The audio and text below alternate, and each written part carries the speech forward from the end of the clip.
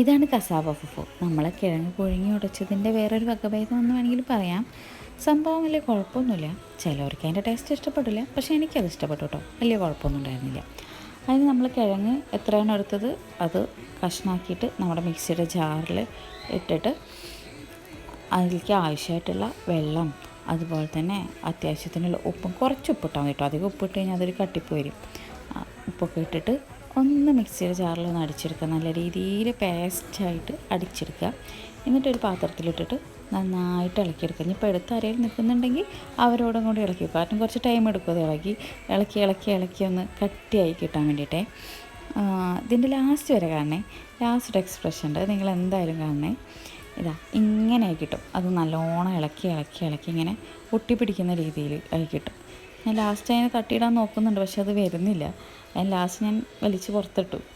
എന്നിട്ട് കുറച്ച് മട്ടൻ്റെ കറിയും കൂട്ടിയിട്ട് ജസ്റ്റ് അതിനെ എടുക്കുന്നത് ഞാൻ നിങ്ങൾക്ക് കാണിക്കാൻ വേണ്ടിയിട്ട് അങ്ങനെ വലിച്ച് കാണിക്കുന്നത്. കുറച്ച് മട്ടനെ കൂട്ടിയിട്ട് കഴിച്ചു. സംഭവം അടിപൊളിയായിരുന്നു. പക്ഷേ മോന് കൊടുത്തത് അവന് ഇഷ്ടമായില്ല. അതാണ് കാണുന്നത്.